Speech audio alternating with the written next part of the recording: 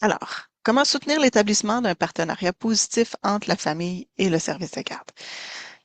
Euh, Pourquoi l'importance du partenariat? Pourquoi c'est important d'en parler? Dans le fond, c'est la base.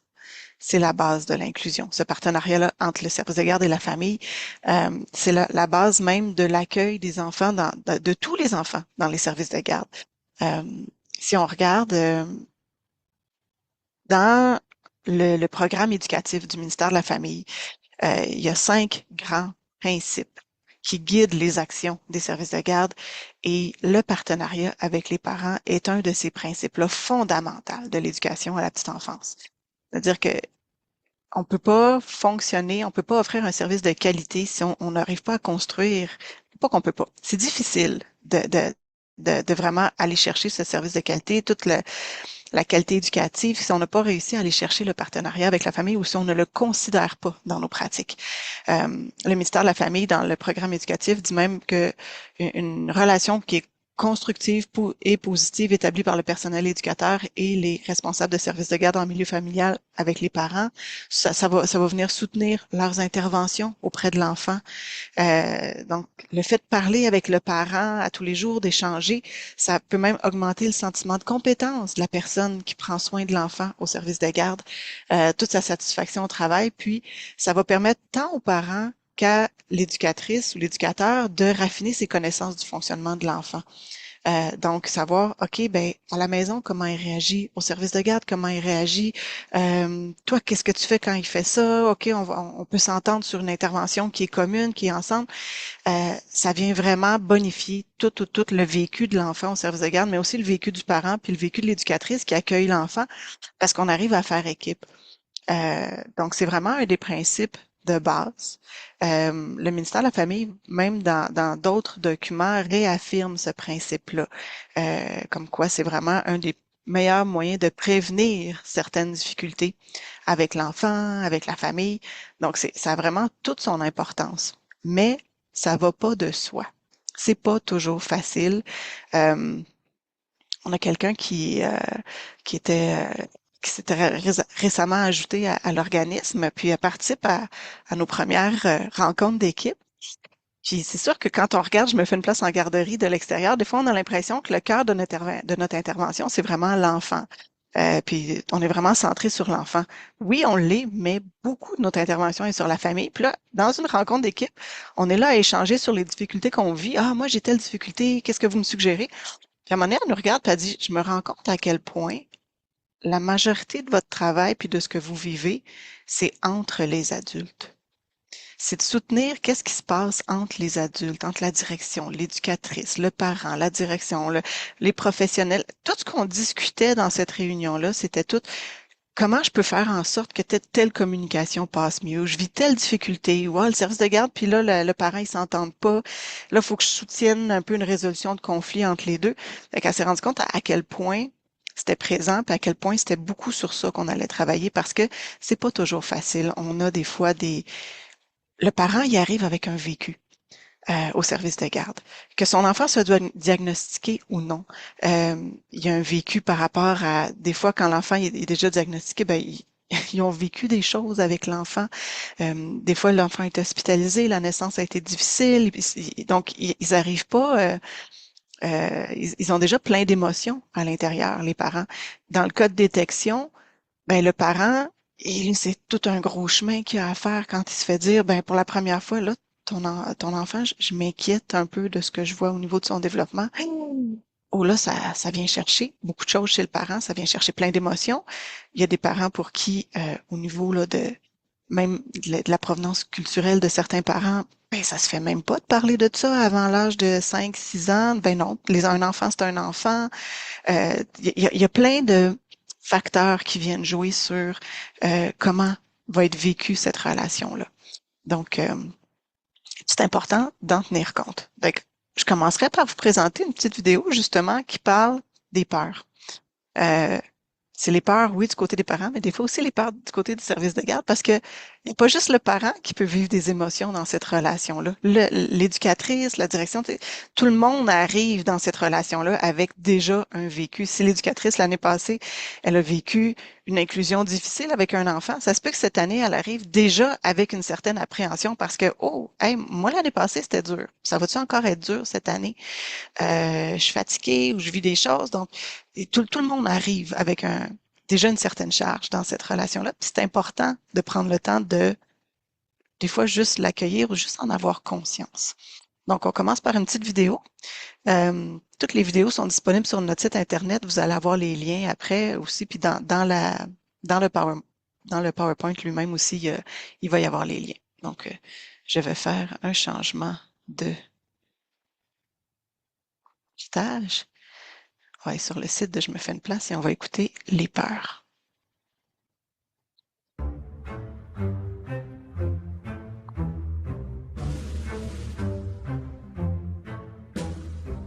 Les peurs. Les peurs. Les peurs. Les peurs. Les peurs. Les peurs. Les peurs. C'est déjà en partant, c'était comme, oh my gosh, mon enfant commence à CPE. Vraiment le jour où on avait le plus peur parce qu'on ne savait pas trop à quoi s'attendre. Qu'est-ce que j'avais peur, c'est que mon enfant soit laissé tout le temps tout seul dans un coin. Je trouvais ça important qu'elle puisse interagir avec les enfants aussi. C'était aussi quelque chose de nouveau, un enfant a besoin particulier, fait que c'est sûr que au départ, je savais pas trop à quoi m'attendre, comment que ça allait être, qu'est-ce qu'il fallait que je fasse, qu'est-ce qu'il fallait pas que je fasse. C'est sûr qu'on a des peurs, on ne sait pas si on va être à la hauteur. Les peurs qu'on peut avoir au niveau plus c'est beaucoup la collaboration du parent. Est-ce que je vais apporter quelque chose de nouveau pour ces enfants-là? C'était vraiment ça la peur. Et il y a aussi la peur des parents. Qu'est-ce qu'ils attendaient envers moi? Parce qu'on a besoin de comprendre c'est quoi la difficulté de l'enfant puis jusqu'où on peut l'amener. Oussena a regardé vers le haut pour la première fois. Il y avait des ballons qui étaient attachés au plafond et tout ça. Et dès qu'elle a vu ça, c'était comme, ça c'est un bon signe. Le visage souriant, déjà, ça vous calme, ça vous rassure sur beaucoup d'appréhension. Déjà, le premier contact, c'est vraiment très important. Ces parents-là se mettent beaucoup de pression parce qu'ils veulent pas déranger puis ils veulent tellement être sûrs qu'on aime leur enfant. Je sais que les éducatrices qui accueillent Ryan, on le fait avec la chaleur, l'amour. Et ils ont confiance que Ryan il va avoir une belle journée et on l'amène à ça. C'est vraiment au fur et à mesure des jours que l'on ramène notre fils. C'est là qu'on est le plus rassuré de comment ça se passe au quotidien. J'aimerais ça être capable de rassurer les parents là-dessus en disant c'est un enfant puis inquiétez-vous pas. C'est pas parce qu'il est handicapé qu'il demande plus nécessairement.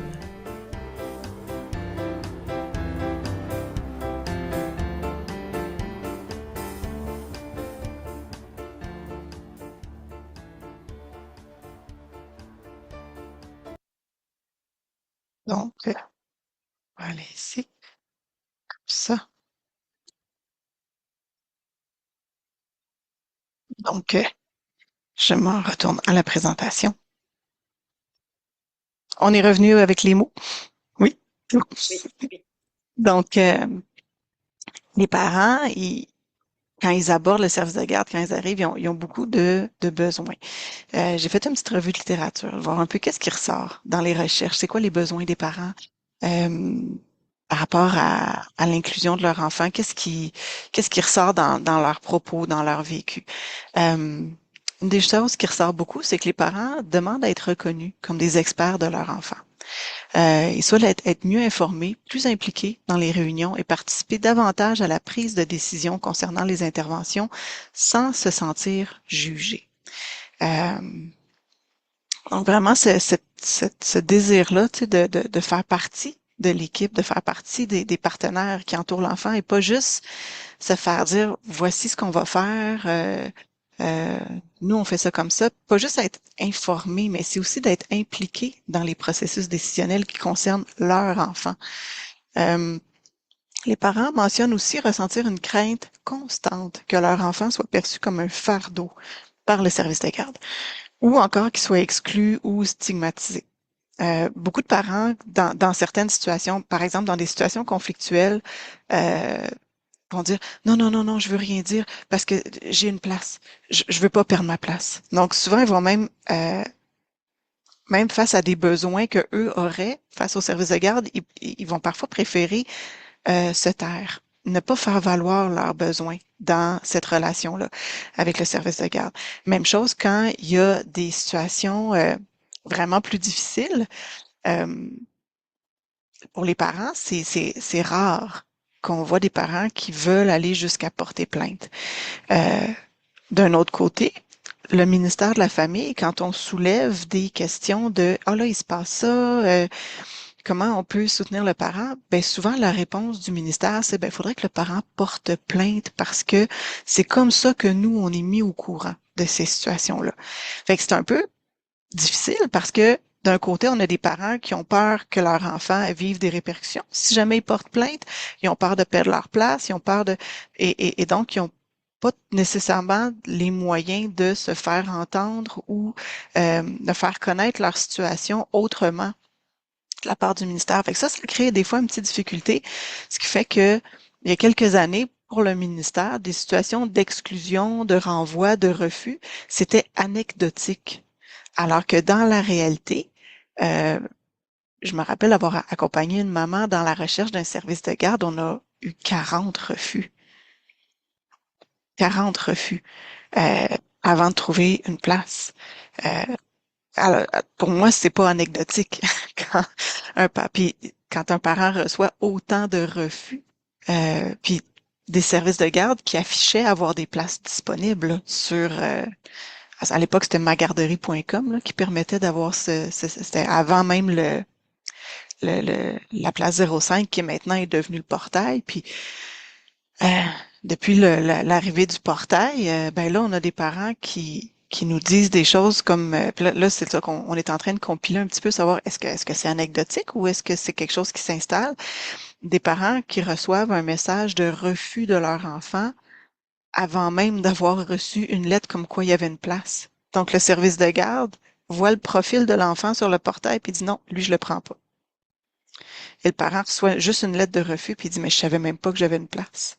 J'ai même pas pu parler au service de garde pour parler de mon enfant. Donc cette crainte-là, elle a un certain fondement. C'est pas la majorité des services de garde, c'est pas tout le monde, c'est pas, mais ils l'ont vécu pour la plupart. Donc c'est sûr que quand ça fait plein de fois qu'on se fait refuser, quand j'arrive au service de garde, dans ma relation avec le service de garde, ça se peut que comme parent, je vive parfois plus de crainte ou que je veuille être plus prudent dans ma façon d'aborder le service de garde.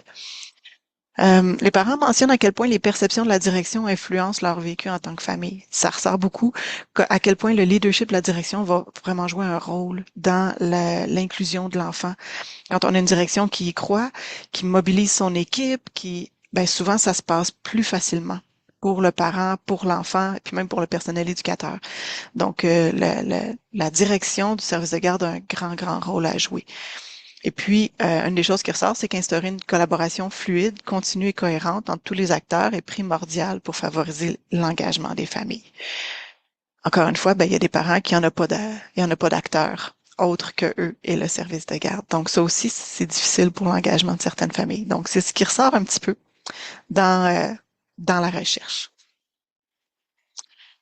Mais c'est quoi au juste le partenariat? Hein? C'est un mot qu'on utilise, on va souvent parler de partenariat, mais dans la réalité, là, qu'est-ce que ça veut dire quand on dit qu'un parent, c'est le partenaire, c'est le premier partenaire de l'inclusion de son enfant? Des fois, on va parler plus d'efforts de rapprochement, mais dans les faits, le partenariat, c'est plus que juste travailler ensemble. Il y a des principes qui sous-tendent le partenariat qui sont importants. La reconnaissance de l'expertise puis des ressources réciproques sans jugement ou discrimination. Est-ce que on va faire un petit test tantôt. D'ailleurs, j'ai oublié de vous dire, si vous avez votre téléphone cellulaire, préparez-le parce qu'il va y avoir un petit code QR à scanner pour répondre à un questionnaire. Donc, dans le partenariat, on reconnaît l'expertise de l'autre, des deux côtés, c'est réciproque. Il y a un rapport d'égalité dans la prise de décision. Il y a une communication positive et de qualité qui est mise en place par toutes les personnes. Il y a un climat de confiance qui est installé. Ça peut être juste la facilité à être rejoint, la sécurité dans les communications, la discrétion, et les personnes se sentent responsables de leurs engagements et se montrent flexibles. Donc, il y a tout ça qui vient sous-tendre le partenariat. Euh, donc, des fois, ça va de soi. Des fois, il y a des petits éléments dans ces choses-là qui accrochent. Puis là, on a un parent qui vient vers nous en tant qu'organisme, puis qui dit, là, je vis ça, je vis ça, je vis ça. Qu'est-ce que je peux faire? Comment je peux gérer cette situation-là? Donc, petit questionnaire. J'en profite pour vous présenter. C'est un petit outil qu'on a qui était fait en collaboration avec la table de concertation et avec la QCPE, qui est au cœur de l'inclusion, la qualité des relations. Donc, c'est un outil autoréflexif pour les éducatrices, pour réfléchir à leur posture dans leur collaboration avec différents partenaires, dont les parents. Donc, c'est des petites phrases qu'on va coter, de dire est-ce que c'est facile pour moi ou est-ce que c'est difficile pour moi.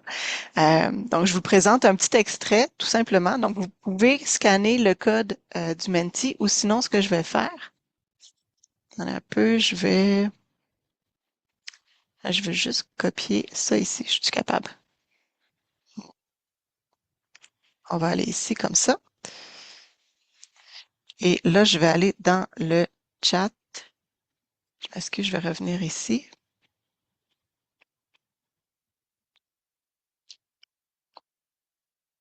Je vous envoie le lien aussi dans le chat. Donc, vous pouvez suivre le lien et aller répondre aux petites affirmations. Bon, donc, pour chacune des phrases, vous pouvez regarder, est-ce que c'est facile ou est-ce que c'est difficile d'avoir cette posture-là dans la collaboration avec les parents? Donc, vous pouvez répondre à titre personnel. Moi, je dis tout le temps, même si ça s'adresse aux éducatrices, moi, quand j'ai participé à rédiger cet outil-là, moi, comme intervenante, ça m'a fait réfléchir à mes pratiques comme intervenante. Des fois, donc, il y a des énoncés qui peuvent, je crois, facilement s'adresser à tout le monde. Donc, est-ce que tout le monde a réussi à avoir le lien? Oui? OK. Ce que je vais faire ici, je vais aller au suivant.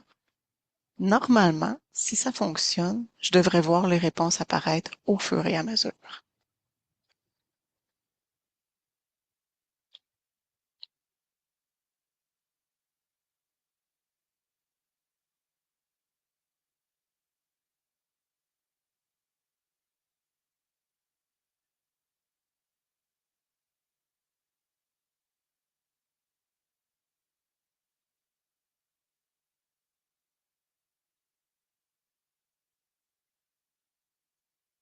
Ils apparaissent pas ici.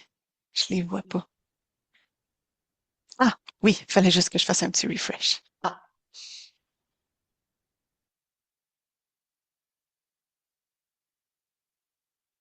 Ouais, c'est les gens.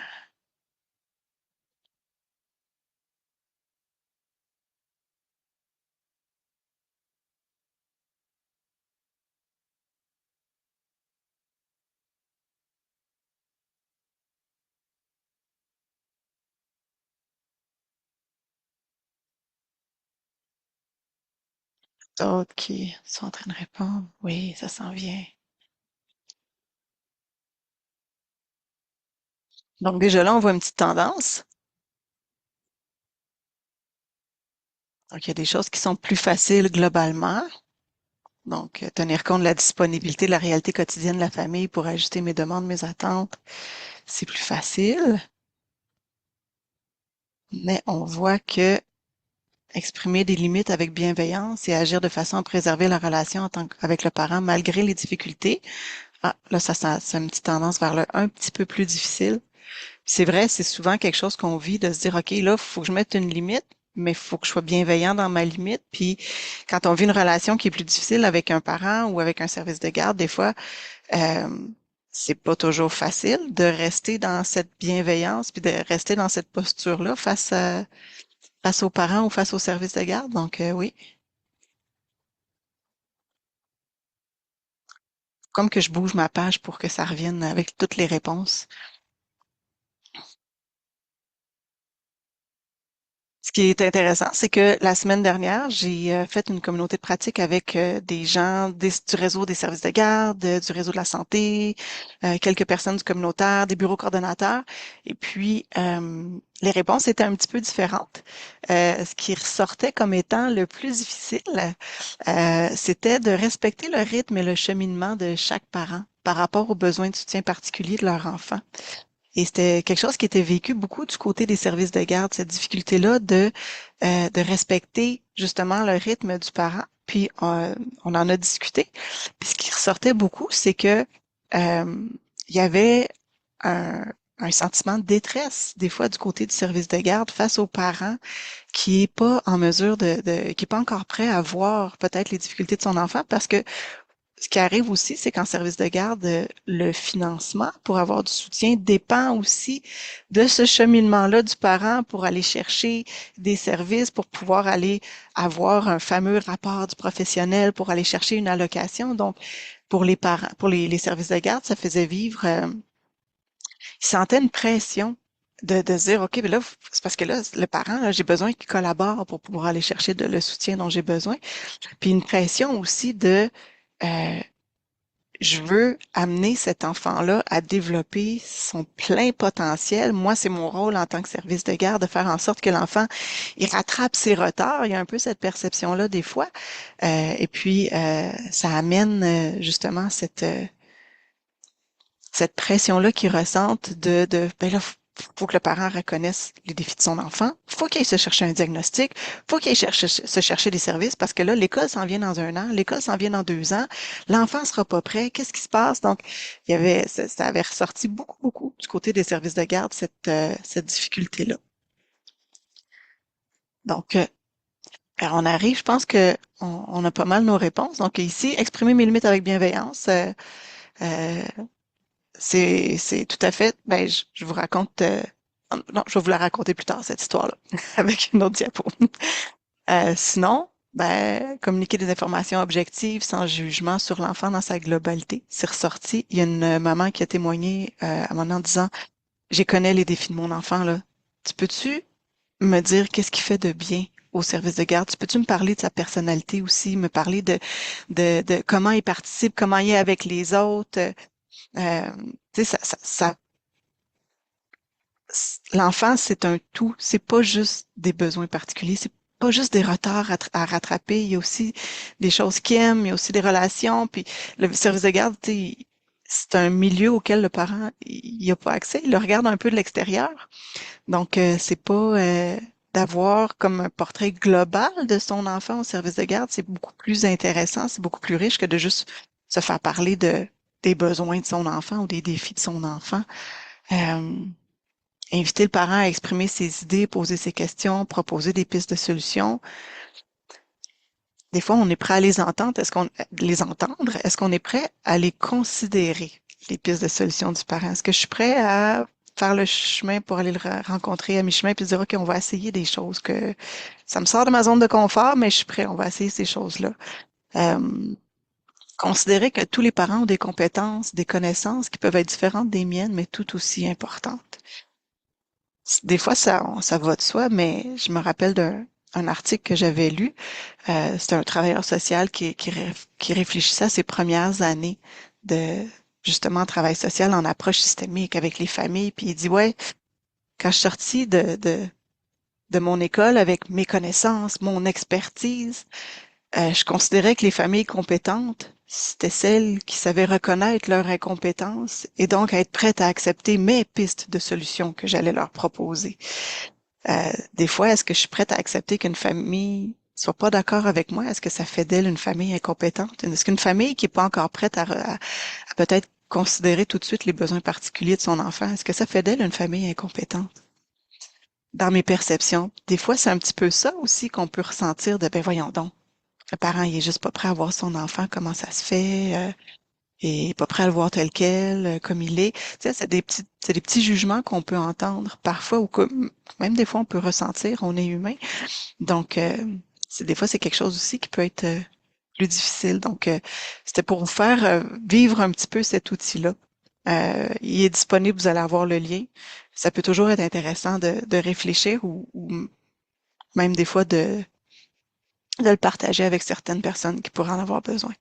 Donc, face à tous ces constats-là, c'est quoi nos pistes d'action? En tant qu'intervenant, en tant que de l'extérieur, comment je peux soutenir une famille, un service de garde, comment je peux aller soutenir ce partenariat-là?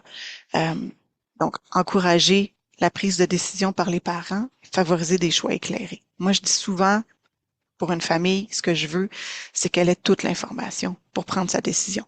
J'ai une famille en ce moment, elle se demande, est-ce que mon enfant va aller à l'école l'année prochaine ou est-ce que j'attends que mon enfant ait 5 ans? Elle n'est pas sûre. Puis, dans la discussion, j'essaie juste de poser des questions pour voir est-ce qu'elle a considéré l'ensemble de la situation. Est-ce que le trajet d'aller porter son enfant le matin, de manquer des journées pour aller au centre de réadaptation, comprendre qu'à l'école, ben, ça va être un autobus scolaire, les services vont être sur place.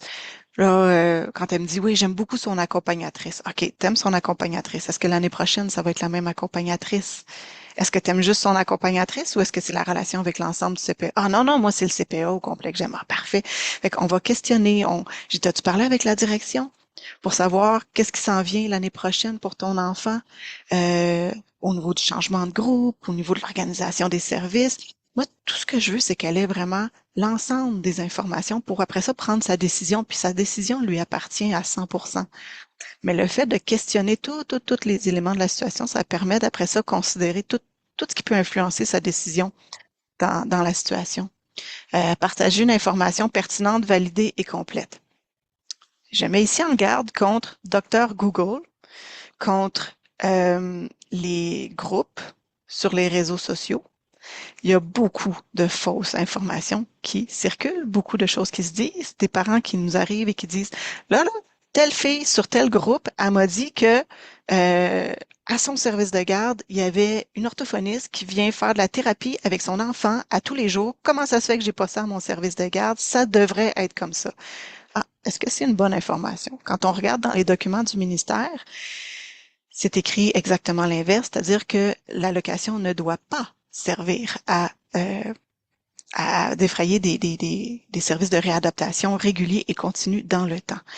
Donc, des fois, face à une famille, ce qu'on a besoin, c'est de détricoter certaines informations et retricoter. On reprend le tricot et on se dit, OK, là, on va donner la bonne information. C'est très important pour les familles parce que justement, ça aide à leur prise de décision puis leur choix éclairé d'avoir la bonne information aussi. Croire à la compétence des parents, leur faire confiance. Quand une famille me dit, moi, j'ai besoin d'un service de garde à 10 minutes à pied de la maison, pas plus. C'est sûr que comme intervenante, je me dis, Colin, ça rétrécit mon territoire de recherche, c'est pas facile. Il y en a 3 dans le territoire. Pas sûr qu'on va trouver. Mais après ça, mon rôle, c'est de lui dire, OK, on a essayé, on a communiqué avec les services de garde, il n'y a pas de place cette année. Qu'est-ce que tu veux faire avec ça? T'sais? Puis, mais de pas aller plus loin puis de croire que, mais, oui, elle prend cette décision-là en fonction de sa réalité familiale, de ses, peut-être qu'elle a d'autres enfants, qu'elle a pas de voiture, que je dois tenir compte de sa réalité puis considérer qu'elle est en mesure de prendre la meilleure décision pour sa situation en tant qu'intervenante. Créer des espaces de discussion, des moments pour aller au-delà des échanges rapides, surtout au service de garde, à l'arrivée ou au départ. C'est une des premières recommandations qu'on fait souvent à une famille qui nous appelle. Avez-vous pris le temps de discuter? Est-ce que vous en avez parlé avec le service de garde? Est-ce que vous en avez parlé avec la direction? Parce que quand je dépose mon enfant le matin ou quand je vais le chercher le soir, j'ai mon souper à préparer, que j'ai la grande qui finit son cours de natation dans 15 minutes. C'est pas le temps d'avoir une conversation profonde sur les difficultés qu'on vit. On n'est pas toujours disponible. Donc, vraiment prendre le temps de se parler, c'est souvent une des premières recommandations qu'on donne à une famille qui appelle à l'organisme parce qu'ils vivent des difficultés. On continue, partager tous les renseignements importants pour que tout le monde puisse avoir une meilleure compréhension de l'enfant. Il y a des parents qui, des fois, vont retenir certaines informations pour plein de raisons. Ils ont un nouveau diagnostic, sont pas prêts à le partager. Ça se peut. Ça fait partie de la réalité, c'est correct. Mais des fois, ça peut être juste de sensibiliser le parent au fait que de bien comprendre, ça va aider à poser les bons gestes avec l'enfant au quotidien. Accepter que le contexte de vie en collectivité du service de garde soit différent de la maison. Ça se peut que l'enfant ait pas les mêmes comportements à la maison et au service de garde. Ça se peut qu'à la maison, il fasse pas de crise, puis qu'au service de garde, il fasse des crises parce que là, il est en contexte de groupe avec plus de bruit, plus d'action, avec des routines beaucoup plus strictes aussi. Hein, des fois, de dire, OK, là, c'est le temps d'arrêter de jouer maintenant. J'ai pas 15 minutes de plus parce que c'est maintenant que le repas est arrivé ou c'est maintenant qu'on s'en va jouer dehors. Donc, ça se peut que l'enfant vive plus de défis en contexte du service de garde. Donc, ça se peut qu'on ait besoin de chercher des nouvelles solutions dans un autre égard. J'ai déjà vu des enfants être propres à la garderie, mais pas à la maison. Faire la sieste à la garderie, mais pas à la maison. Donc, ça se peut que le vécu soit différent. Ça veut pas dire que c'est pas vrai. Je me rappelle d'une maman, elle allait porter sa fille à la garderie, puis le soir, elle allait la chercher, puis l'éducatrice disait, tout va bien, c'est de super bonne humeur, c'est le fun, elle est souriante. Puis là, à un moment donné, la maman a dit, Maude, je pense qu'elle me ment. Je dis, comment ça? C'est parce que moi, à la maison, elle n'est pas de bonne humeur. Elle chigne, elle chiale. Dès que je suis pas à côté d'elle, puis je dis, là, elle me dit tout le temps que tout va bien à la garderie. Ça se peut pas. Puis, ben, j'étais déjà allée quelques fois, puis je suis retournée, puis j'ai dit, écoute, je l'ai jamais vue de mauvaise humeur quand j'étais là. Elle est toujours de bonne humeur. À chaque fois que j'étais allée, ben oui, pour vrai. Puis là, elle s'est rendue compte qu'elle aimait vraiment beaucoup l'action qui se passait autour d'elle au service de garde. Fait que, oui, le contexte peut amener des comportements différents chez les enfants, puis des fois, le parent, c'est normal qu'il n'ait pas conscience de tout le contexte du service de garde, là. Donc, juste des fois de considérer que ça se peut. C'est possible. C'est pas nécessairement qu'on est en train de cacher des informations. Donc, engager dans la recherche de solutions, puis considérer des pistes de solutions qui parfois demandent des adaptations. Un service de garde qui dit, moi, j'ai besoin que tu viennes le chercher à 3 heures parce que avec les fins de journée, l'éducatrice, là, c'est difficile. Le gavage qui arrive à 3h30, bon, on n'arrive pas à le mettre en place. Bon, là, le parent qui reçoit ça, des fois, ben non, moi, 3 heures, je peux pas avec mon travail. Puis là, des fois, c'est une recherche de, ben, on va chercher un compromis. OK, ben, je vais bouger le gavage le matin, ce qui fait qu'il va arriver plus tard le soir, puis là, on va pouvoir... Fait que des fois, il faut comme mettre de l'eau dans son vin des deux côtés dans la situation. Puis, on aime ça aussi beaucoup recentrer sur l'enfant. On se recentre sur le bien-être de l'enfant, sur sa participation, sur son développement. Donc, on essaie vraiment de, quand il y a des difficultés, de se ramener à qu'est-ce qui est bon pour l'enfant, qu'est-ce qu'on souhaite pour l'enfant, qu'est-ce qui va servir aussi l'enfant dans sa participation au service de garde. Des fois, ça peut aider parce que tout le monde a à cœur le bien-être de l'enfant. Donc, on se ramène à ça, puis c'est pour ça qu'on travaille ensemble. Un petit aparté sur un outil qu'on a développé, Je me fais une place, qui est collaborer au plan d'intégration. Puisque c'est important de valoriser l'expertise parentale, puis ça ressort dans les recherches, de co-construire nos objectifs d'intervention ou le plan d'intégration. Beaucoup de services de garde qui vont se contenter de faire signer le parent. On le remplit, signez-le, parfait, vous avez pris connaissance. C'est pas la même chose de prendre connaissance d'un document que de participer à le construire. Donc, c'est un outil pour aider le parent à se préparer, à participer à la rencontre de plan d'intervention, de plan d'intégration pour son enfant, savoir qu'est-ce qu'il peut partager comme information, qu'est-ce qu'il peut dire. Et c'est super intéressant de prendre ce temps-là pour dire, OK, on va apprendre à se connaître. C'est vraiment ce qui va mettre les bases de l'inclusion. Donc, c'est souvent quelque chose qu'on va recommander aux parents ou aux services de garde qui nous appellent de prendre ce moment-là. Même si oui, ça prend du temps, mais de le prendre, ça vaut la peine, c'est important. Et on y va avec une petite vidéo. L'équipe, justement, qui dit comment, quand tout ça, ça se met en place, comment ça peut être intéressant, qu'est-ce que ça peut donner comme résultat au niveau là, de la collaboration, du partenariat entre tous. Donc, on va y aller ici, on va changer le partage, on va aller là. On va aller avec l'équipe. Et c'est parti.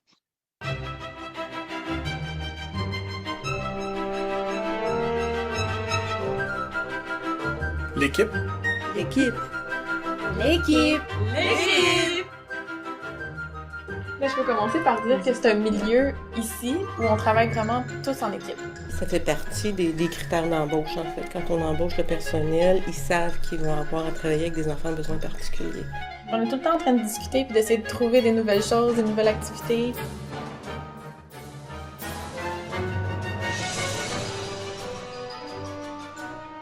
cette communication qu'on a, voilà, il y a ce besoin-là, comment on va pouvoir faire. Les éducatrices ont besoin de savoir que je suis là et que le restant de l'équipe est là avec eux autres. Si j'avais des inquiétudes ou des moments difficiles, je pouvais parler à mes collègues, je pouvais parler à Lise, même à la maman.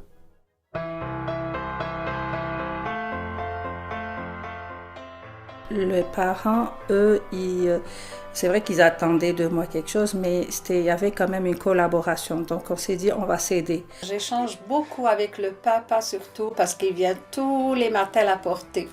Alors je le retiens 5 minutes à comment ça s'est passé hier soir, est-ce qu'elle a bien dormi. J'ai toujours l'écoute, je t'écoute. C'est pour aider Sénat. Il faut que tu questionnes le parent, il ne faut pas se gêner, c'est normal. Ce parent-là a sûrement beaucoup de choses à dire sur son enfant. Il faut avoir les informations pertinentes. Pour que ça en réussit à faire ça, c'est vraiment d'être capable d'avoir une conversation ouverte et franche aussi. Nous, pendant la période du dodo, c'est des hurlements, il ne veut jamais dormir. Une fois qu'on a identifié, qu'on a vu que c'était même 2 endroits, on s'est donné des moyens communs, ça a fonctionné. Puis ça fait du bien aux parents. Que toutes ces responsabilités-là soient partagées sur plus d'une paire d'épaules. Vraiment, la seule façon pour que les choses s'avancent, c'est vraiment la participation de toutes les personnes autour d'elle. C'est ça, c'est la base, en fait, de cette relation-là. C'est qu'on devient une équipe.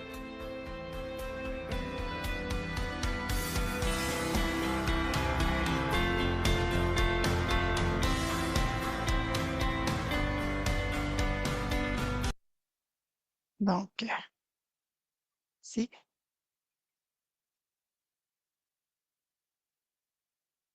On va aller ici, comme ça. Donc, ça peut sembler facile et un peu théorique, tous ces principes-là que je vous ai présentés. De toute façon, on se dit, ouais, c'est toutes des choses qu'on connaît, mais dans la réalité, les mettre en application, des fois, c'est pas toujours facile. Puis, dépendamment de où on se situe dans le partenariat, des fois, on peut être témoin ou même prendre des postures différentes. Une des postures qu'on voit souvent dans le partenariat, c'est cette posture d'inégalité, où il y a une personne qui a une expertise par rapport à l'autre et qui peut avoir peut-être une attitude plus soit d'en faire beaucoup pour l'autre, ou soit par désir de l'aider, ou soit d'exiger des choses de l'autre. Hein, quand un service de garde aborde un parent disant là, tu vas aller chercher un rapport du professionnel, puis tu vas aller consulter, puis tu vas aller faire ça. Est-ce qu'on est vraiment dans le rapport d'égalité du partenariat? Ou l'autre posture aussi, des fois, c'est de se placer justement en dessous puis de dire, ah non, je peux rien faire. J'ai pas de ressources. Je suis à bout, puis de pas être dans cette recherche de solutions qui peut peut-être mener à quelque chose de beaucoup plus riche. Donc, cette posture d'inégalité, puis on joue souvent tout le monde dans cette posture-là. Des fois, c'est pas facile d'être juste dans l'égalité. C'est normal de la jouer. Là où ça devient difficile, des fois, c'est quand on est toujours dans cette même posture. Par rapport, c'est soit le parent ou le service de garde, quand il y en a un des deux qui se mobilise pas dans la relation, ou quand on a des fois, on se dit ça entre intervenants, je me fais une place, quand il y en a un des deux qui a un plus grand désir de changement que l'autre, hein, quand il y en a un des deux qui est plus prêt ou qui voudrait donc que l'autre chemine. Ça serait donc facile si ce parent-là cheminait parce que ça m'aiderait à. Donc, on n'est pas tout à fait dans l'égalité dans ce temps-là. Une autre posture qui est possible, des fois, on est témoin de quelque chose dans la relation, comme intervenant. On reçoit le parent qui vit quelque chose. Puis là, on se retrouve dans un beau triangle, de se dire, OK, moi j'ai un parent qui m'appelle, qui me dit, là, c'est passé ça avec le service de garde, je suis plus capable, ou une direction qui me parle puis qui me dit là le parent là, il est super exigeant, j'en peux plus. Là, il est jamais content de tout ce qu'on fait. Je suis comme la troisième personne là-dedans, puis c'est pas toujours facile de garder une certaine neutralité dans ce temps-là. On a des affinités, on entretient une relation avec l'un ou avec l'autre. Puis des fois, on a besoin de prendre un pas de recul soi-même pour ne pas nécessairement embarquer dans ce triangle-là, puis de se dire, oh, là, je suis en train de prendre parti pour l'un ou je suis en train de prendre parti pour l'autre. Quand il y a des familles qui appellent, là, je me fais une place, ça pourrait être, on a une sympathie naturelle pour les familles, pour ce qu'elles vivent. C'est important de faire, de justement de prendre conscience de ça pour pas des fois nourrir le conflit entre la famille et le service de garde par les propos qu'on va tenir à la famille ou par la façon dont on va soutenir la famille dans cette relation-là.